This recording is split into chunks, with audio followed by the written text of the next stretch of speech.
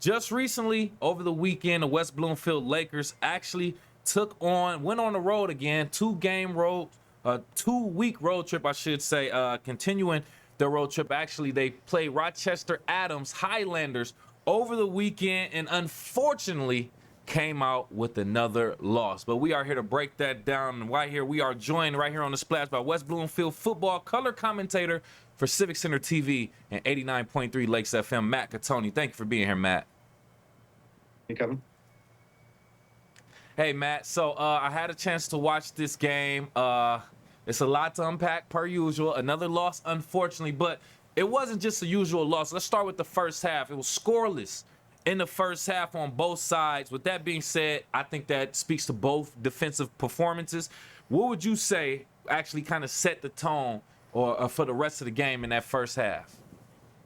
Well, really, I think it was the interceptions and just how they were able to contain the run game for the most part in the first half. They weren't allowing them to really extend those runs past really like 8 to 15 yards. They weren't letting them get past that Right. second level.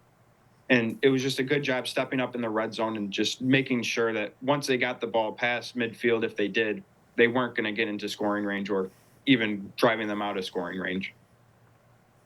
Yeah, no, I noted that too, Matt, and that's what the first half was all about. That's why I said I rather credit the defense rather than take away from the offense. Because I mean, yeah, they made some play. I think they were just kind of trying to figure each other out in that first half. Like we said, it was scoreless, but it moved on and more action in the second half. But before we even get into that part, I want to break down a few other things that you mentioned, and one key thing that I think we need to make note of: the fact that the West Bloomfield Lakers are still switching between quarterbacks, Bo Jackson and Jamal Shakespeare. How do you think this rotation is impacting the flow of the offense?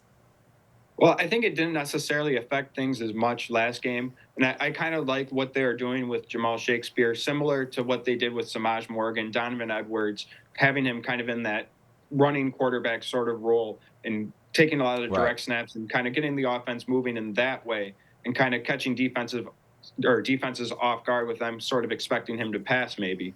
But Bo Jackson kind of seems to be Hmm. kind of coming into himself more and kind of getting more in a rhythm. But now, depending on the health with Jamal Shakespeare going forward, it's going to be interesting to see how things play out. No, 100%. Yeah. I think there is some more help that's needed out there on the throwing end. That just from what I saw, not I'm not a professional expert like you, but from some things I saw, we need some more action up in the air. But we'll get into that. With us right here live on the Splash, West Bloomfield football color commentator for Civic Center TV and 89.3 Lakes FM, Matt Catoni, talking about our Lakers taking another L to Rochester Adams Highlanders, 21-14. But you know what was key, especially with us scoring to start off that second half? Special teams. Special teams played a big role. Elijah Durham's kickoff return for that touchdown. How important do you think special teams will be moving forward in this season?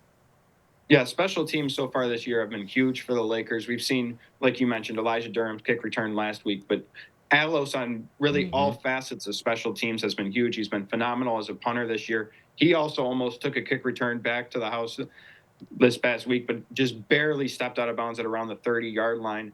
And really, as we mentioned, with the Hmm. offensive struggles, special teams is going to be huge because in that second half, we saw that them kind of provide that spark that got the offense going a little bit Yep. in the second half.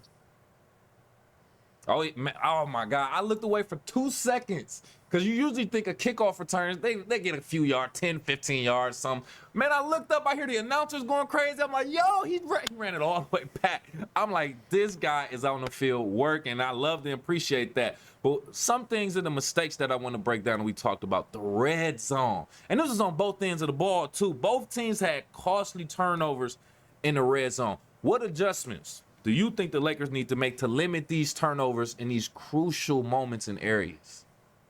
It's kind of really just not getting too high, not getting too low. And really, sometimes in those moments, you want to get in the end zone, get the first down, and you don't necessarily prioritize ball security as much as you normally would. And next thing you know, the ball falls out.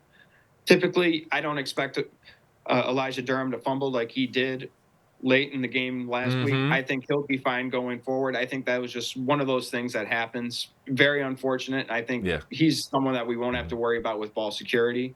And just really Mm-hmm. unfortunate how that fumble timed out. especially given that they didn't really get a chance to move on offense after, because I mean, Tyler will like this comparison. That drive after that reminded me of the, L.J. Scott, Michigan State, or not Rose Bowl, Big Ten championship drive a few years ago, where they just ran the ball, kept on converting first downs, kept on Yep. converting on third and fourth Yep. down. And that was just really the most impressive thing that stood out to me about the Rochester Adams offense. Is they are physical, Yep. and really, as the game goes on, they are determined to pick up those third and fourth downs.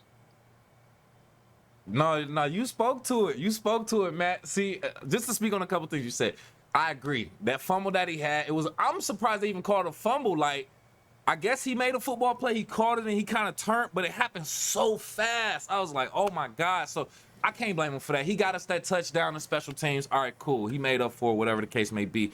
But like you said, in the fourth quarter, I'll probably say 6-7 minutes left.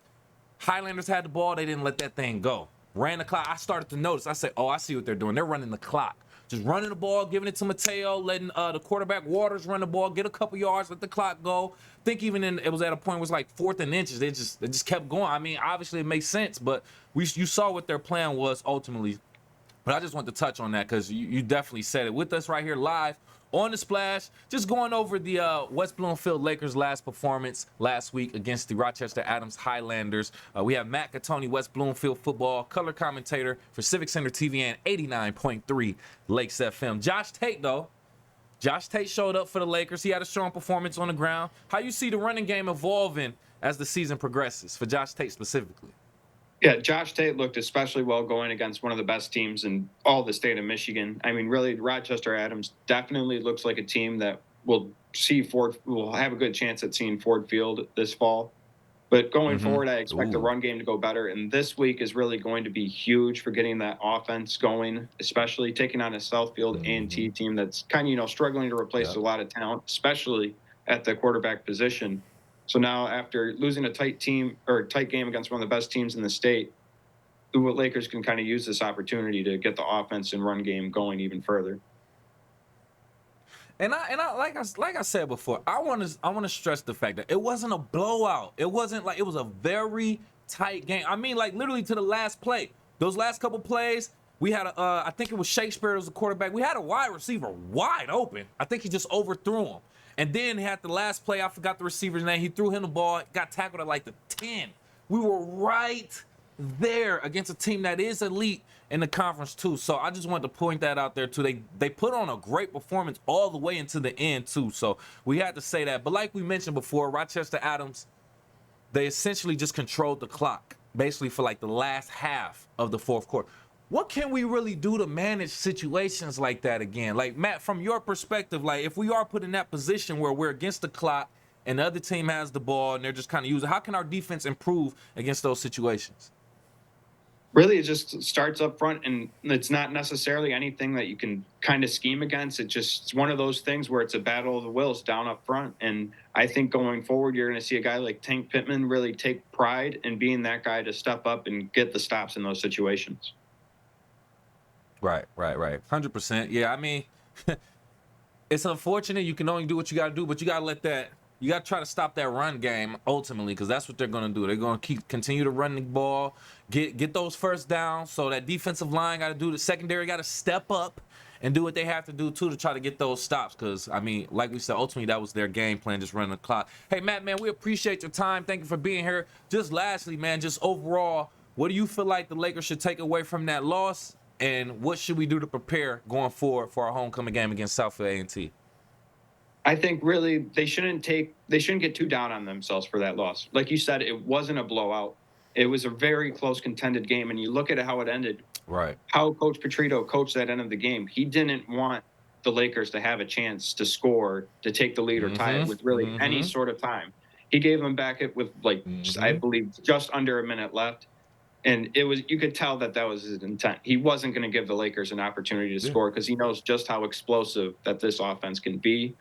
So going into this game this week is really just, we're on, like how Coach Bill Belichick said that one time, we're on to Cincinnati. Just kind of, it was a tough loss, moved past it, and just go forward and kind of Right. keep things going as you normally would. Don't look past Southfield A&T because, yeah, they're struggling, but, they were a phenomenal team last year. Give them the benefit of the doubt. Come in, prepare as you normally would, and just go about your business.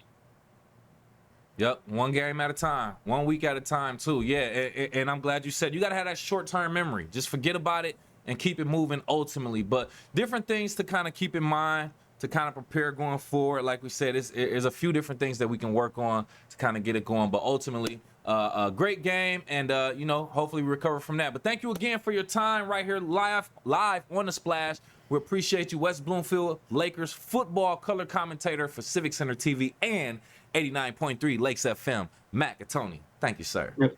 Thank you for having me.